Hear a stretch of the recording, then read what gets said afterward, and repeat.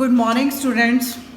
Today we are starting with lesson 2 of chapter 2, that is Maxwell-Boltzmann statistics. The Maxwell-Boltzmann statistics the second lesson ਹੈ ਬੇਟਾ। ਇਹਦੇ 'ਚ ਹੁਣ ਦੇਖੋ ਡਿਫਰੈਂਸਿਸ ਨੇ, ਕੁਛ ਡਿਫਰੈਂਸਿਸ ਕਾਹਦੇ 'ਚ ਨੇ। ਆਪਾਂ ਪ੍ਰੀਵੀਅਸ ਜਿਹੜਾ ਲੈਸਨ ਰੀਡ ਕੀਤਾ ਸੀਗਾ ਉਹਦੇ ਵਿੱਚ ਕੀ ਸੀ ਪੜ੍ਹਿਆ ਸੀ ਆਪਾਂ ਨੇ ਵੀ ਆਪਾਂ 3 ਟਾਈਪਸ ਦੀਆਂ ਸਟੈਟਿਸਟਿਕਸ ਪੜ੍ਹਨੀਆਂ ਨੇ, ਮੈਕਸਵੈਲ ਬੋਲਟਜ਼ਮੈਨ, ਫਰਮੀ ਡਰੈਕ ਐਂਡ ਬੋਸ-ਆਈਨਸਟਾਈਨ। ਤਾਂ ਇੱਥੇ ਕੁਛ ਕਾਮਨ ਜਿਹੜੇ ਇਹਨਾਂ 'ਚ ਡਿਫਰੈਂਸਿਸ ਨੇ ਉਹ ਕਿਸ ਟਾਈਪ ਦੇ ਡਿਫਰੈਂਸਿਸ ਨੇ। ਤੁਹਾਡੀ ਬੁੱਕ ਦੇ ਵਿੱਚ ਬੇਟਾ ਟੇਬਲ ਬਣਿਆ ਹੋਇਆ ਹੈ। ਫਸਟ ਪੁਆਇੰਟ ਆਫ ਡਿਫਰੈਂਸ ਹੈ ਪਾਰਟੀਕਲਸ, ਮਤਲਬ ਦੋਨੋਂ ਤਰ੍ਹਾਂ ਦੀਆਂ ਸਟੈਟਿਸਟਿਕਸ ਦੇ ਵਿੱਚ ਪਾਰਟੀਕਲਸ ਦਾ ਜਿਹੜਾ ਨੇਚਰ ਹੈ ਉਹ ਕਿਸ ਤਰ੍ਹਾਂ ਦਾ ਹੈ। ਕਲਾਸੀਕਲ ਸਟੈਟਿਸਟਿਕਸ ਦੇ ਵਿੱਚ ਪਾਰਟੀਕਲਸ ਨੇ ਜਿਹੜੇ ਉਹ ਡਿਸਟਿੰਗੁਇਸ਼ੇਬਲ ਕੰਸੀਡਰ ਕੀਤੇ ਜਾਂਦੇ ਨੇ, ਤਾਂ ਮੈਕਸਵੈਲ ਸਟੈਟਿਸਟਿਕਸ 'ਚ ਪਾਰਟੀਕਲਸ ਕੀ ਨੇ, ਡਿਸਟਿੰਗੁਇਸ਼ੇਬਲ। ਬੋਸ-ਆਈਨਸਟਾਈਨ ਤੇ ਫਰਮੀ ਡਰੈਕ ਦੇ ਵਿੱਚ ਇਨਡਿਸਟਿੰਗੁਇਸ਼ੇਬਲ। ਸੈਕਿੰਡ ਪੁਆਇੰਟ ਹੈ size of the phase cell. Cell the size ਕਿੰਨਾ ਹੋਊਗਾ। ਕਲਾਸੀਕਲ ਸਟੈਟਿਸਟਿਕਸ ਦੇ ਵਿੱਚ ਸੈੱਲ ਦਾ ਸਾਈਜ਼ ਤੁਸੀਂ ਜਿੰਨਾ ਮਰਜ਼ੀ ਸਮੋਲ ਕਰ ਸਕਦੇ ਹੋ, ਬਟ ਬੋਸ-ਆਈਨਸਟਾਈਨ ਤੇ ਫਰਮੀ ਡਰੈਕ ਦੇ ਵਿੱਚ ਇਹ h³ ਤੋਂ ਘੱਟ ਨਹੀਂ ਹੋ ਸਕਦਾ, can not less than h³। h ਕੀ ਹੈ ਇੱਥੇ, ਪਲੈਂਕਸ ਕੌਨਸਟੈਂਟ ਹੈ। ਨੰਬਰ ਆਫ ਸੈੱਲਸ ਕਿੰਨੇ ਬਣਾ ਸਕਦੇ ਹੋ ਤੁਸੀਂ, ਕਿਉਂਕਿ ਦੇਖੋ ਇਹਦੇ 'ਚ ਕੋਈ ਰਿਸਟ੍ਰਿਕਸ਼ਨ ਨਹੀਂ ਹੈ ਕਲਾਸੀਕਲ ਸਟੈਟਿਸਟਿਕਸ ਦੇ ਵਿੱਚ, ਤਾਂ ਤੁਸੀਂ ਇਹ 'ਚ ਨੰਬਰ ਆਫ ਸੈੱਲਸ ਜਿੰਨੇ ਮਰਜ਼ੀ ਕ੍ਰੀਏਟ ਕਰ ਸਕਦੇ ਹੋ, ਕਿਉਂਕਿ ਤੁਸੀਂ ਇਹਦੇ ਵਿੱਚ ਸੈੱਲ ਦਾ ਸਾਈਜ਼ ਬਹੁਤ ਛੋਟਾ ਲੈ ਸਕਦੇ ਹੋ। ਸੈੱਲ ਦਾ ਸਾਈਜ਼ ਛੋਟਾ ਹੋਣ ਕਰਕੇ ਤੁਸੀਂ ਜਿੰਨੇ ਮਰਜ਼ੀ ਸੈੱਲ ਬਣਾ ਲਓ, ਮਤਲਬ GI much greater then NI। So NI/GI is much less than 1, ਮਤਲਬ ਜਿਹੜਾ ਇਹਦੇ 'ਚ ਆਕਿਊਪੇਸ਼ਨ ਇੰਡੈਕਸ ਹੋਊਗਾ ਉਹ ਮਚ ਲੈਸ ਦੈਨ 1 ਹੋਊਗਾ, ਕਿਉਂਕਿ ਬੇਟਾ ਨੰਬਰ ਆਫ ਸੈੱਲਸ ਬਹੁਤ ਜ਼ਿਆਦਾ ਨੇ, ਪਾਰਟੀਕਲਸ ਦੀ ਗਿਣਤੀ ਘੱਟ ਹੈ, ਤਾਂ ਬਹੁਤ ਸਾਰੇ ਸੈੱਲ ਖਾਲੀ ਰਹਿਣ ਦੀ ਪੋਸੀਬਿਲਿਟੀ ਹੈ, ਇਸ ਕਰਕੇ ਦਾ ਆਕਿਊਪੇਸ਼ਨ ਇੰਡੈਕਸ ਲੋ ਹੈ। ਇਸ ਕੇਸ 'ਚ ਕੀ ਹੋਊਗਾ, ਬੋਸ-ਆਈਨਸਟਾਈਨ ਦੇ ਕੇਸ 'ਚ ਸੈੱਲਸ ਦੀ ਕਾਊਂਟਿੰਗ ਜਾਂ ਤਾਂ ਪਾਰਟੀਕਲਸ ਤੋਂ ਘੱਟ ਹੋਊਗੀ ਜਾਂ ਕੰਪੇਅਰੇਬਲ ਹੋਊਗੀ, ਮਤਲਬ ਜਾਂ ਤਾਂ ਇਕੁਅਲ ਹੋਊਗੀ ਜਾਂ ਸੈੱਲਸ ਦੀ ਗਿਣਤੀ ਪਾਰਟੀਕਲਸ ਦੇ ਨਾਲੋਂ ਘੱਟ ਹੋਊਗੀ। ਇਹਦਾ ਮਤਲਬ ਇਹਦਾ ਆਕਿਊਪੇਸ਼ਨ ਇੰਡੈਕਸ ਜਾਂ ਤਾਂ ਇਕੁਅਲ ਟੂ 1 ਹੋਊਗਾ ਜਾਂ ਗ੍ਰੇਟਰ ਦੈਨ 1 ਹੋਊਗਾ, ਕਿਉਂਕਿ ਸੈੱਲ ਘੱਟ ਨੇ ਪਾਰਟੀਕਲਸ ਜ਼ਿਆਦਾ ਨੇ। ਦੈਟ ਮੀਨਸ ਕਿ ਆਲਮੋਸਟ ਸਾਰੇ ਸੈੱਲ ਆਕਿਊਪਾਈ ਹੋ ਜਾਣਗੇ, ਆਕਿਊਪੇਸ਼ਨ ਇੰਡੈਕਸ ਜ਼ਿਆਦਾ ਹੋਊਗਾ। ਇਸ ਕੇਸ 'ਚ ਕੀ ਹੈ, ਫਰਮੀ ਡਰੈਕ 'ਚ ਨੰਬਰ ਆਫ ਸੈੱਲਸ ਜ਼ਿਆਦਾ ਹੋਣਗੇ, ਪਾਰਟੀਕਲਸ ਘੱਟ ਹੋਣਗੇ, ਜਾਂ ਫਿਰ ਉਹ equal to number of particles ਹੋਣਗੇ। ਕਲੀਅਰ ਹੈ, ਨੰਬਰ ਆਫ ਸੈੱਲਸ ਇਸ ਕੇਸ ਦੇ ਵਿੱਚ ਜ਼ਿਆਦਾ ਹੋਣਗੇ। ਜ਼ਿਆਦਾ ਦਾ ਮਤਲਬ ਹੈ ਕਿ ਕਿਸੇ ਨਾ ਕਿਸੇ ਸੈੱਲ ਦੇ ਖਾਲੀ ਰਹਿਣ ਦੀ ਪੋਸੀਬਿਲਿਟੀ ਬਣ ਜੂਗੀ ਫਿਰ, ਇਸ ਕਰਕੇ ਇਹਦਾ ਆਕਿਊਪੇਸ਼ਨ ਇੰਡੈਕਸ ਜਾਂ ਤਾਂ ਇਕੁਅਲ ਟੂ 1 ਹੋਊਗਾ ਜਾਂ ਫਿਰ ਲੈਸ ਦੈਨ 1 ਹੋਊਗਾ। ਉਸ ਤੋਂ ਬਾਅਦ ਹੈ ਰੈਸਟ੍ਰਿਕਸ਼ਨ ਔਨ ਪਾਰਟੀਕਲਸ। ਪਾਰਟੀਕਲਸ 'ਤੇ ਰੈਸਟ੍ਰਿਕਸ਼ਨ ਹੈ ਜਾਂ ਨਹੀਂ ਹੈ, ਇਹਦੇ 'ਚ ਕੋਈ ਰੈਸਟ੍ਰਿਕਸ਼ਨ ਨਹੀਂ ਹੈ। ਪਾਰਟੀਕਲਸ ਜਿਹੜੇ ਮਰਜ਼ੀ ਸੈੱਲ ਦੇ ਵਿੱਚ ਜਾ ਸਕਦੇ ਨੇ, ਇਹਦੇ 'ਚ ਵੀ ਕੋਈ ਰੈਸਟ੍ਰਿਕਸ਼ਨ ਨਹੀਂ ਹੈ।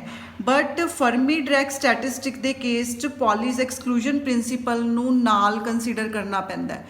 ਧਿਆਨ ਰੱਖੋ ਬੇਟਾ, ਫਰਮੀ ਡਰੈਕ ਸਟੈਟਿਸਟਿਕਸ ਉਹ ਪਾਰਟੀਕਲਸ 'ਤੇ ਅਪਲਾਈ ਹੁੰਦੀ ਹੈ ਜਿਹੜੇ ਪਾਰਟੀਕਲਸ ਦੀ ਹਾਫ ਇੰਟੈਗਰਲ ਸਪਿਨ ਹੈ, ਜਿਸ ਤਰ੍ਹਾਂ ਕਿ ਇਲੈਕਟ੍ਰੋਨਸ ਨੇ, ਪ੍ਰੋਟੋਨਸ ਨੇ। ਤਾਂ ਜਦੋਂ ਅਸੀਂ ਇਲੈਕਟ੍ਰੋਨ ਪ੍ਰੋਟੋਨਸ ਦੀ ਗੱਲ ਕਰਦੇ ਹਾਂ ਫਿਰ ਉੱਥੇ ਪੋਲੀਜ਼ ਐਕਸਕਲੂਜਨ ਪ੍ਰਿੰਸੀਪਲ ਵੀ ਕੰਸੀਡਰ ਹੁੰਦਾ ਹੈ। ਇਸ ਕਰਕੇ ਫਰਮੀ ਡਰੈਕ ਸਟੈਟਿਸਟਿਕਸ 'ਚ ਪਾਰਟੀਕਲਸ 'ਤੇ ਰੈਸਟ੍ਰਿਕਸ਼ਨ ਹੈ ਡਿਊ ਟੂ ਪੋਲੀਜ਼ ਐਕਸਕਲੂਜਨ ਪ੍ਰਿੰਸੀਪਲ। ਉਸ ਤੋਂ ਬਾਅਦ ਹੈ 2 ਪਾਰਟੀਕਲ ਡਿਸਟ੍ਰੀਬਿਊਸ਼ਨ। ਬਾਈ ਟੇਕਿੰਗ ਵਨ ਐਗਜ਼ਾਮਪਲ, ਪਾਰਟੀਕਲਸ ਦੀ ਡਿਸਟ੍ਰੀਬਿਊਸ਼ਨ 3 ਟਾਈਪਸ ਦੀਆਂ ਸਟੈਟਿਸਟਿਕਸ ਦੇ ਵਿੱਚ ਕਿਸ ਤਰ੍ਹਾਂ ਦੀ ਹੋਊਗੀ। ਦੇਖੋ, ਕਿਉਂਕਿ ਇਹਦੇ 'ਚ ਪਾਰਟੀਕਲ ਡਿਸਟ੍ਰੀਬਿਊਸ਼ੇਬਲ ਨੇ, ਮਤਲਬ ਸਾਨੂੰ ਪਤਾ ਹੈ ਕਿ ਇੱਕ ਪਾਰਟੀਕਲ A ਹੈ, ਇੱਕ ਪਾਰਟੀਕਲ B ਹੈ, ਦੋਨੋਂ ਅਲੱਗ-ਅਲੱਗ ਨੇ। ਤਾਂ ਅਗਰ 2 ਇਕੁਅਲ ਕੰਪਾਰਟਮੈਂਟਸ ਨੇ ਸਾਡੇ ਕੋਲ, ਤਾਂ ਉਹਦੇ 4 ਕੇਸ ਬਣ ਗਏ। ਦੇਖੋ ਬੇਟਾ, AB, BA ਜਾਂ ਦੋਨੋਂ ਇੱਕ 'ਚ ਨੇ ਜਾਂ ਦੋਨੋਂ ਦੂਸਰੇ 'ਚ ਨੇ, ਤਾਂ ਇਹ 4 ਪੋਸੀਬਿਲਿਟੀਜ਼ ਬਣ ਗਏ ਤਾਂ ਬਣੀਆਂ ਕਿਉਂਕਿ ਪਾਰਟੀਕਲਸ ਕੀ ਸੀ, ਡਿਸਟਿੰਗੁਇਸ਼ੇਬਲ ਸੀ। ਇਸ ਕੇਸ 'ਚ ਪਾਰਟੀਕਲਸ ਕੀ ਨੇ, ਇਨਡਿਸਟਿੰਗੁਇਸ਼ੇਬਲ ਨੇ, ਮਤਲਬ ਸੇਮ ਨੇ। ਜੇ ਸੇਮ ਨੇ ਦੋਨਾਂ 'ਚ ਇੱਕ ਚਲਾ ਗਿਆ या दोनों एक च चले गए या दोनों दूसरे च चले गए। ਇਹਦਾ मतलब ਇੱਥੇ ਇੱਕ ਪੋਸੀਬਿਲਿਟੀ ਘਟ ਗਈ। ਇਹ ਚੀਜ਼ਾਂ ਅਸੀਂ ਆਲਰੇਡੀ ਪੜ੍ਹ ਚੁੱਕੇ ਆ।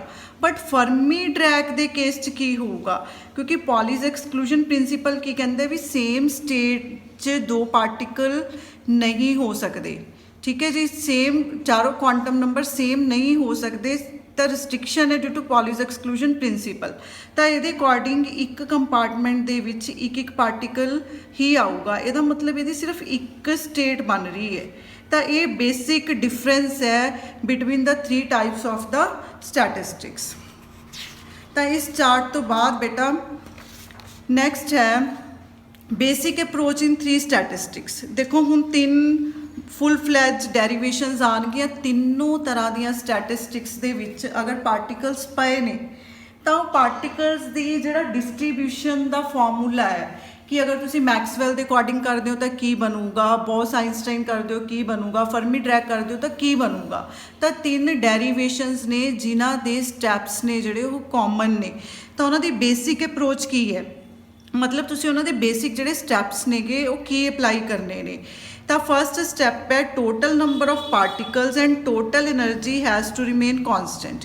ਇਹ ਕਹਿੰਦਾ ਟੋਟਲ ਨੰਬਰ ਆਫ ਪਾਰਟੀਕਲ ਤੇ ਟੋਟਲ એનર્ਜੀ ਹੈ ਜਿਹੜੀ ਉਹ ਕੌਨਸਟੈਂਟ ਰਹੂਗੀ ਸਿਸਟਮ ਦੀ। ਟੋਟਲ ਨੰਬਰ ਆਫ ਪਾਰਟੀਕਲਸ ਦਾ ਮਤਲਬ ਵੀ ਮੰਨ ਲਓ ਪਹਿਲੇ ਸੈੱਲ 'ਚ N1 ਨੇ, ਦੂਜੇ 'ਚ N2 ਨੇ, ਸਮੀਸ਼ਨ ਕਰਕੇ Ni ਬਣ ਗਿਆ। ਬਟ ਟੋਟਲ ਕਾਊਂਟਿੰਗ ਕੌਨਸਟੈਂਟ ਰਹੂਗੀ। ਉਹ ਇੱਧਰ ਉੱਧਰ ਜਾ ਸਕਦੇ ਨੇ, ਸੈੱਲ ਚੇਂਜ ਕਰ ਸਕਦੇ ਨੇ, ਬਟ ਟੋਟਲ ਕੀ ਨੇ, ਕੌਨਸਟੈਂਟ ਨੇ।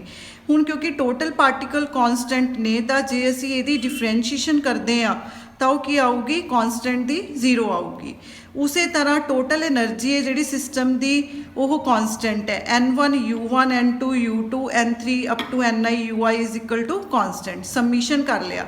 ਹੁਣ ਦੇਖੋ ਬੇਟਾ ਜਦੋਂ ਤੁਸੀਂ ਸਮੀਸ਼ਨ ਕਰੋਗੇ ਇੱਕ ਸੈੱਲ ਦੀ એનર્ਜੀ ਜਿਹੜੀ ਹੋਊਗੀ, એનર્ਜੀ ਤਾਂ ਫਿਕਸ ਹੋਊਗੀ, ਉਹਦੇ 'ਚ ਜਾਣ ਵਾਲੇ ਪਾਰਟੀਕਲਸ ਦੀ ਕਾਊਂਟਿੰਗ ਚੇਂਜ ਹੋਊਗੀ। ਠੀਕ ਹੈ, ਇਸ ਕਰਕੇ ਇੱਥੇ ਜਿਹੜੀ ਡਿਫਰੈਂਸ਼ੀਏਸ਼ਨ ਹੋਊਗੀ Ui as it is DNi ਹੋਊਗੀ।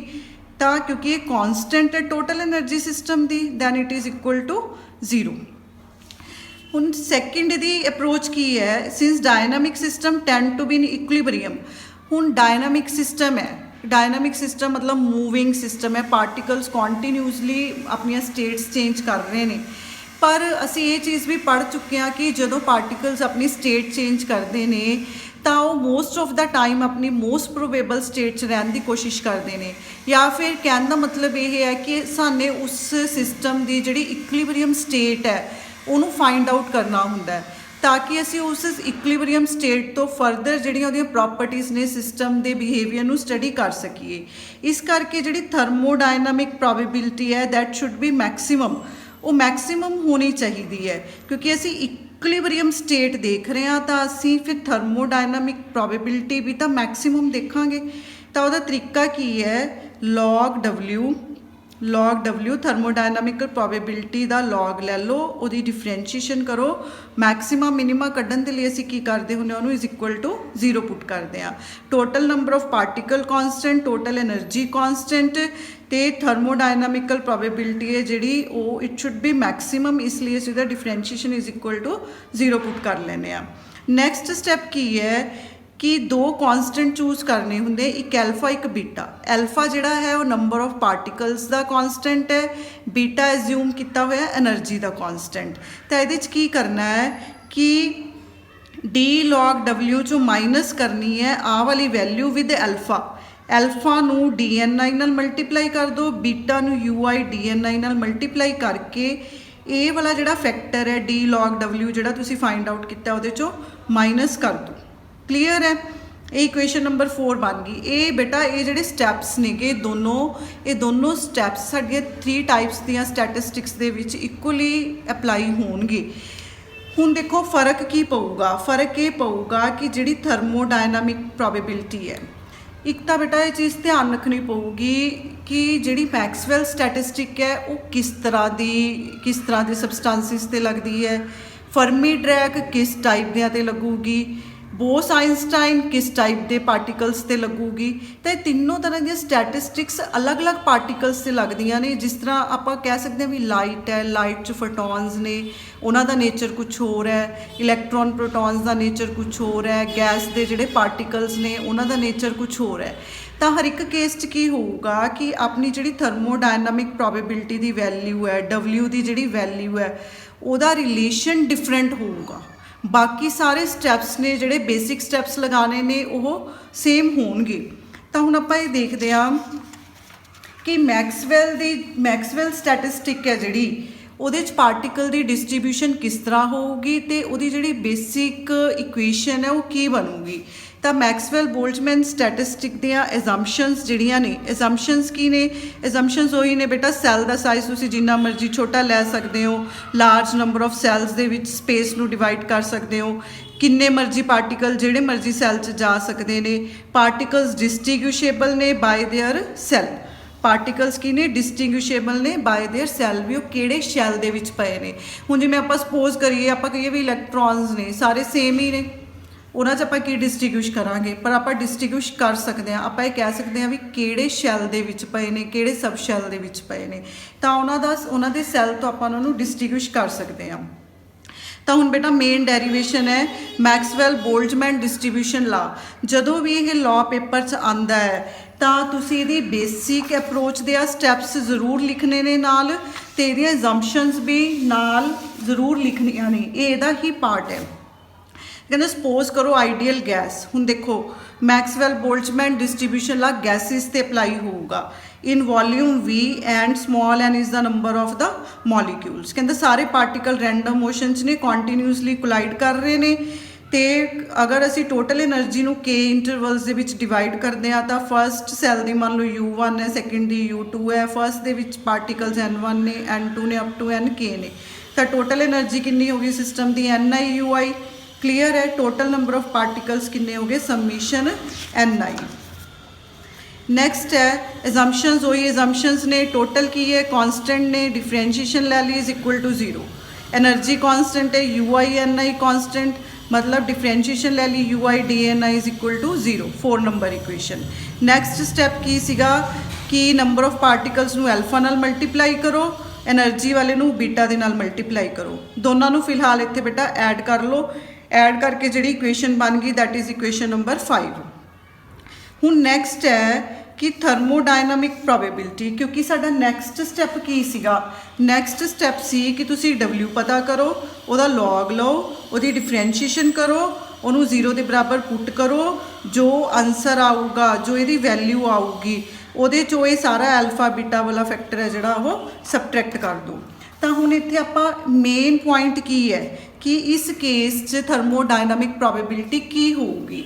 ਤਾਂ ਬੇਟਾ ਫਸਟ ਚੈਪਟਰ ਦੇ ਵਿੱਚ ਆਪਾਂ ਨੇ ਦੇਖਿਆ ਸੀਗਾ ਕਿ ਜਦੋਂ ਤੁਹਾਡੇ ਕੋਲ ਅਨਇਕੁਅਲ ਸਾਈਜ਼ ਦੇ ਕੰਪਾਰਟਮੈਂਟ ਸੀ, ਤੁਸੀਂ ਉਹਨਾਂ ਨੂੰ ਫਰਦਰ ਇਕੁਅਲ ਸਾਈਜ਼ ਦੇ ਸੈੱਲਸ ਦੇ ਵਿੱਚ ਕਨਵਰਟ ਕੀਤਾ ਸੀਗਾ, ਤਾਂ ਉਸ ਕੇਸ 'ਚ ਥਰਮੋਡਾਇਨਾਮਿਕ ਪ੍ਰੋਬੇਬਿਲਿਟੀ ਕੀ ਸੀ? n factorial gi raise to the power ni ਸੀ, ਨੀਚੇ ni ਦਾ ਫੈਕਟੋਰੀਅਲ ਸੀ।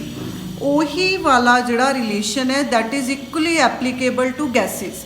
ਉਹ ਸਾਰਾ ਰਿਲੇਸ਼ਨ ਗੈਸਿਸ ਦੇ ਲਈ ਐਪਲੀਕੇਬਲ ਹੈ, ਦੈਟਸ ਵਾਈ ਉਹ ਸਾਰਾ ਰਿਲੇਸ਼ਨ ਉਰੇ ਐਜ਼ ਇਟ ਇਜ਼ ਯੂਜ਼ ਕੀਤਾ ਹੋਇਆ। ਤਾਂ ਆਪਾਂ ਨੇ ਨੈਕਸਟ ਕੀ ਲੈਣਾ? ਇਹਦਾ ਲੌਗ ਲੈਣਾ ਹੈ। log W log n factorial plus summation ni ਨੀਚੇ ਆ ਗਿਆ, log gi ਆ ਵੈਲਿਊ ਬੇਟਾ ਨੀਚੇ ਸੀਗੀ, ਇਹਨੇ ਕਾਹਦੇ 'ਚ ਕਨਵਰਟ ਹੋ ਜਾਣਾ ਹੈ? ਮਾਈਨਸ 'ਚ ਕਨਵਰਟ ਹੋ ਜਾਣਾ ਹੈ, ਮਾਈਨਸ log ni ਦਾ ਫੈਕਟੋਰੀਅਲ। ਉਸ ਤੋਂ ਬਾਅਦ ਨੈਕਸਟ ਸਟੈਪ ਕੀ ਹੈ? ਤੇ ਸਟਰਲਿੰਗ ਫਾਰਮੂਲਾ ਅਪਲਾਈ ਕਰ ਦਿਓ। ਜਦੋਂ ਅਸੀਂ ਸਟਰਲਿੰਗ ਫਾਰਮੂਲਾ ਅਪਲਾਈ ਕਰਾਂਗੇ, ਦੇਖੋ ਬੇਟਾ ਉਰੇ n ਫੈਕਟੋਰੀਅਲ ਪਿਆ, n ਫੈਕਟੋਰੀਅਲ, ਜਿੱਥੇ ਜਿੱਥੇ ਫੈਕਟੋਰੀਅਲ ਪਿਆ ਉੱਥੇ ਉੱਥੇ ਸਟਰਲਿੰਗ ਫਾਰਮੂਲਾ ਅਪਲਾਈ ਕਰਾਂਗੇ ਤਾਂ n log n minus n plus summation ni log gi, ਕਿਉਂਕਿ ਇੱਥੇ ਫੈਕਟੋਰੀਅਲ ਨਹੀਂ ਸੀ ਤਾਂ ਇਹ ਐਜ਼ ਇਟ ਇਜ਼ ਆ ਗਿਆ, minus ni log ni minus ni ਆਉਣਾ ਸੀ, ਬਟ ਕਿਉਂਕਿ ਇੱਕ ਮਾਈਨਸ ਆਪਣੇ ਕੋਲ ਉਰੇ ਪਹਿਲਾਂ ਹੀ ਪਿਆ ਸੀਗਾ ਤਾਂ ਉਰੇ ਕੀ ਬਣ ਗਿਆ? ਪਲਸ ਬਣ ਗਿਆ। ਹੁਣ ਅਗਰ ਅਸੀਂ ਇਹ ਦੇਖੀਏ ਸਮੀਸ਼ਨ ni, ਇਹ ਕੀ ਹੈ? ਟੋਟਲ ਨੰਬਰ ਆਫ ਪਾਰਟੀਕਲਸ ਨੇ। ਸਮੀਸ਼ਨ ni ਕਿਹਦੇ ਬਰਾਬਰ ਹੈ? Is equal to n total number of particles. ਇਹ ਪਲਸ 'ਚ ਪਿਆ, ਇਹ ਮਾਈਨਸ 'ਚ ਪਿਆ, ਇਹ ਕੈਂਸਲ ਹੋ ਜਾਊਗਾ। ਤਾਂ ਤੁਹਾਡੇ ਕੋਲ ਕੀ ਬਚ ਗਿਆ? n log n plus summation ni log gi minus ni log NI 7 number equation बन गया। डिफरेंशिएट करो बेटा दोनों साइड्स से। हुण जदों तुसीं डिफरेंशिएशन करोगे तो ये चीज़ दिमाग 'च रखनी है कि N कॉन्सटेंट है, GI कॉन्सटेंट ने, जिन्ने तुसीं एक बारी नंबर ऑफ सैल्स बना ले वो कॉन्सटेंट ने। ਇਹਦਾ मतलब फिर उन्हों का log N ਤੇ log GI भी की होगा, कॉन्सटेंट होगा। क्लीयर है। तो इक्विलिब्रियम कंडीशन के लिए इक्विलिब्रियम कंडीशन जो तुम इधर डिफरेंशिएशन करोगे D log W उन्होंने आपां की पुट कर लांगे 0, क्योंकि असी की कढ़ना इक्विलिब्रियम कंडीशन मतलब असी मैक्सिमा की कंडीशन कढ़नी है, इस करके असी D log W नूं 0 पुट कर लिया। आ सारी वैल्यू की डिफरेंशिएशन 0, क्योंकि N की है कॉन्सटेंट है, प्लस ये हुण बेटा GI तो कॉन्सटेंट है बट NI तो नहीं कॉन्सटेंट।